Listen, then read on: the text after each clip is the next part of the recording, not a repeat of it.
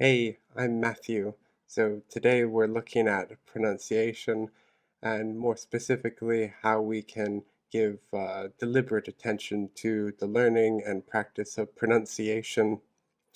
We will look at what is important with getting better at pronunciation, and we will see how pronunciation fits in with the four strands. So here's our big blown up chart of the four strands and activities.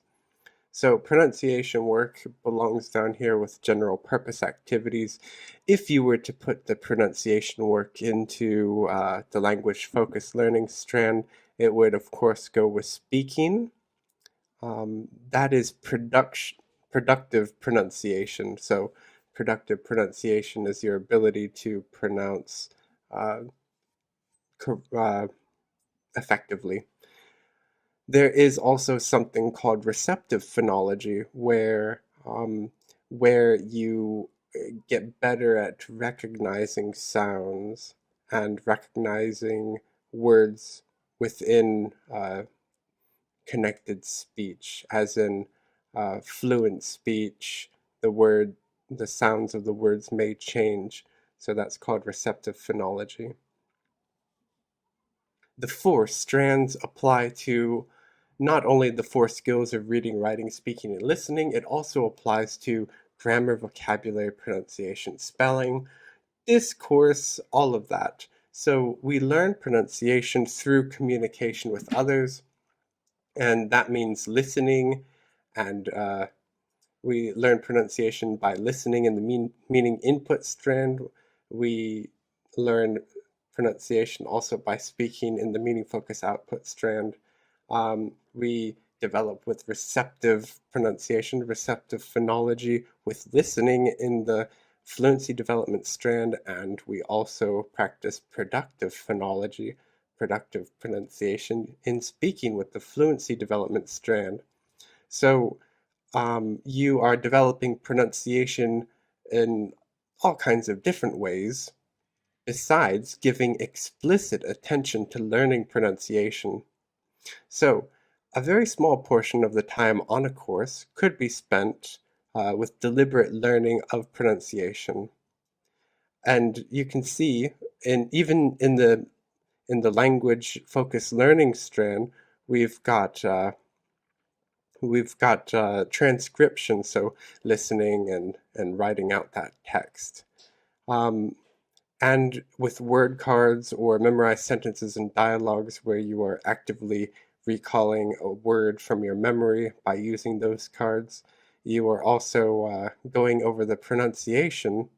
But you can give deliberate learning, like deliberate practice to pronunciation, but that does not need a lot of time. Okay, let's think about pronunciation with younger learners and older learners. Now, there is a problem with comparing children with adults because often we're thinking about children who are being raised uh, in a first language situation, or children who are immersed in some kind of environment where they get to use the language they're learning all the time. And we shouldn't compare that with learners who only have English for a few hours a week. You can't really compare that. It does seem true that the younger children are, the better their pronunciation seems to be in the long run. But older learners, especially after age 7 to 10, especially after the teenage years, they seem to not be so native-like with their pronunciation. And this is fine because your identity is uh, kind of linked to your pronunciation. So you wouldn't sound right if you sounded like a native speaker in another language, would you? So having an accented pronunciation, but a pronunciation that's comprehensible is acceptable. All right, so let's say that you want to improve your pronunciation. So you should you probably have a good idea of the sounds that are difficult. So identify and make a list of difficult sounds in the language you're learning. And these will likely be sounds that are either unfamiliar to you, or they're sounds that are familiar to you, but they appear in different parts of the word. For example, the sound as in the N, you would spell it NG. So the final sound in song. So, so a lot of people find that difficult to pronounce as at the beginning of a word, and some languages use as either a word by itself, like Tagalog, or uh, as the initial sound in a word. Okay, so if you're learning on your own, then you should get a list of these words. They should be useful words, as in words that you understand and words that are high frequency. So there's no real reason to be learning the pronunciation of words that are very obscure. So you want to use useful words and compile a list that have those sounds. Um, so if you're working alone, then the majority of your pronunciation work will probably be repeat and listen, unless you find out about how to position the speech organs in your mouth and about how different sounds are made. That's called articulatory phonetics. Now, if you are looking for a teacher to help you with pronunciation, or if you are a teacher, then this teacher, or you, if you're the teacher, you need to have an understanding of articulatory phonetics. So this means that you have an understanding of how sounds are made in the mouth. So you know uh, what the tongue is doing with the s as opposed to z. So one is voiced, the other is not voiced. You know the difference between uh, the r sound in English and the r sound in Mandarin. The r sound in Mandarin tends to be more uh, retroflex, with the tongue pointing directly up to the roof of the mouth. Um, Even teachers who don't have a good grounding in articulatory phonetics can be very useful. And this goes for native speaker teachers and non-native speaker teachers. Getting a side view of the mouth, a diagram of the mouth, can also help as well. If you're working on your own, then you should make recordings using Audacity and also repeat those at different speeds. So you need to be able to practice a sound first in isolation. So that means if you have a difficulty with the sound th, then you're pronouncing th by itself first, and then you try different words that have th in different positions, like with, uh, and theater. Um, and then, of course, after that's done, then you uh, get some useful phrases or sentences with those words. In general, when you practice pronunciation, it's better to practice that kind of mechanical repetition, that drilling with a sentence rather than an individual word. If you are a teacher, then I strongly recommend that you don't use tongue twisters, because tongue twisters can be difficult for native speakers, and for learners they can be demotivating, and they're often nonsensical and decontextualized. So if you're a teacher, you'll want a meaningful sentence to practice, something that a student could actually use, not necessarily something that's just going to practice the same sound that's difficult anyways.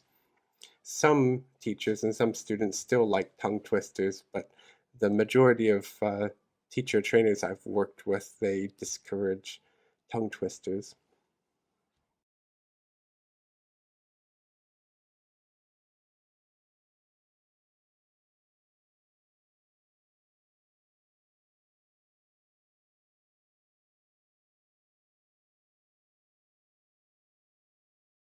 Okay, so this is an audio recording that I've opened up in Audacity. So Audacity is a free program that you can download, and you can record and edit audio using Audacity. So if you go into my description of this video on YouTube, you'll find the link to this website for Audacity. So if you download Audacity, you can go to File and then Open, and you can add an audio recording here.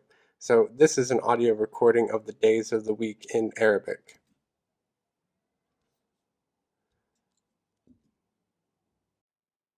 أيام الأسبوع: يوم السبت، يوم الأحد، يوم الاثنين، يوم الثلاثاء، يوم الأربعاء، يوم الخميس، يوم الجمعة، يوم الأربعاء بعد يوم الثلاثاء، يوم الاثنين قبل يوم الثلاثاء.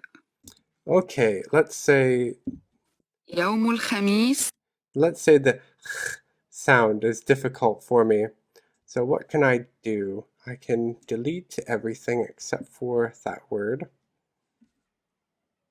And let's zoom in. يوم الخميس. خميس خميس خميس. Khamis. Okay, so let's highlight the whole thing. So you could highlight by clicking and dragging, or you could push Control A or Command A to select everything. And we can adjust the speed, so we can make it go slower. Okay, so in order to change this, you go to Effect. You must have it selected though. So you go to Effect, and you go to Change Speed. So let's just try this. Now, watch what happens. So it was 1.7 seconds, now it's 6 seconds long.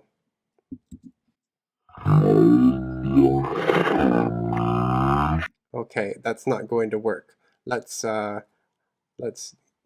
undo. So you could go to Edit and go Undo, and it's made it back to normal. يوم الخميس. Okay, so if you want to, if you think it's too slow, then go back to change speed. You see, it's remembered the speed. So if you want to change it back, then you can go to Factory Presets and Default. So that's the normal speed. Let's see. So it's 1.7 seconds. Let's try to make it slower. And let's try 2.2 seconds. Okay, let's try that. يوم الخميس. So we want to make several of these.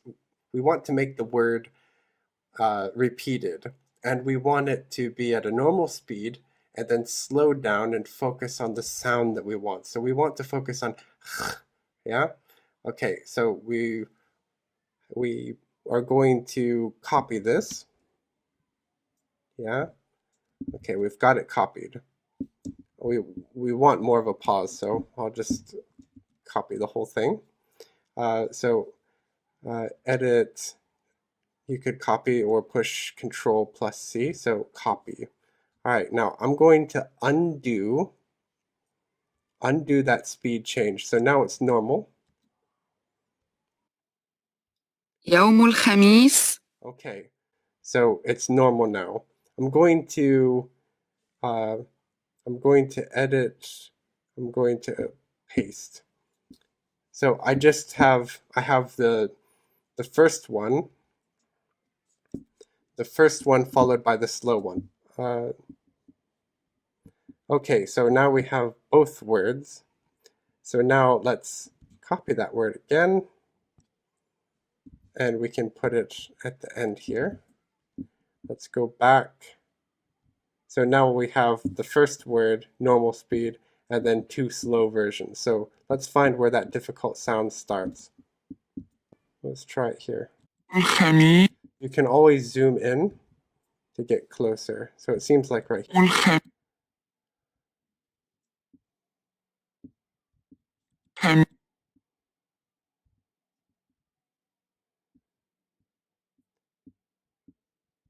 خميس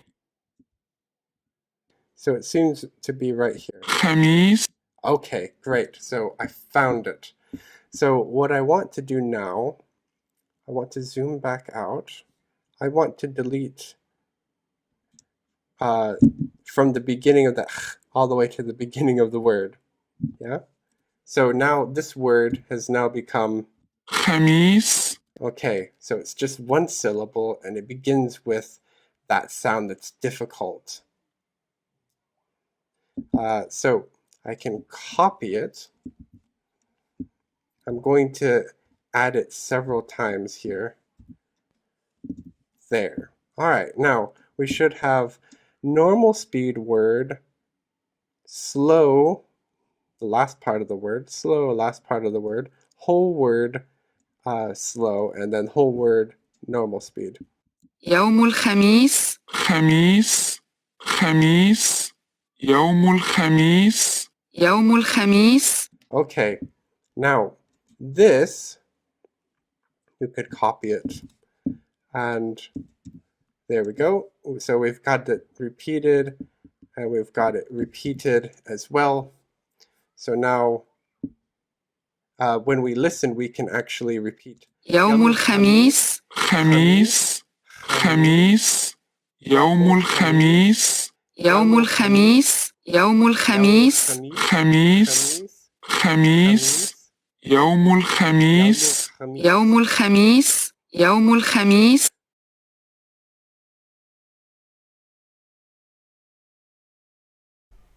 Okay, so what if you want to practice a sentence, pronunciation with the whole sentence?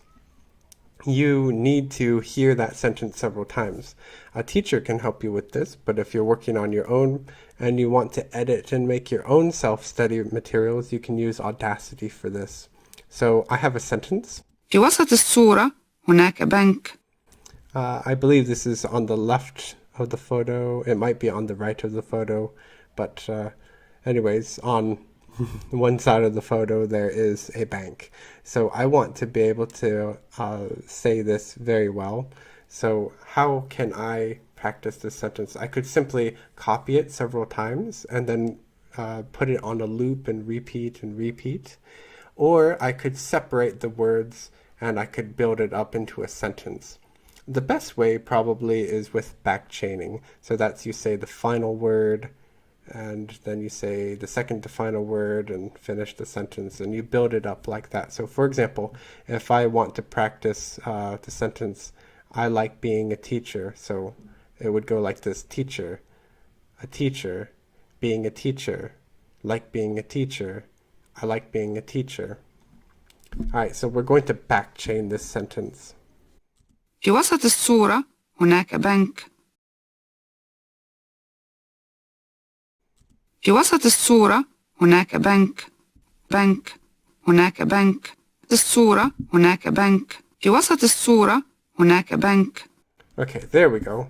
So we've got our lovely audio there, and it has some back chaining. So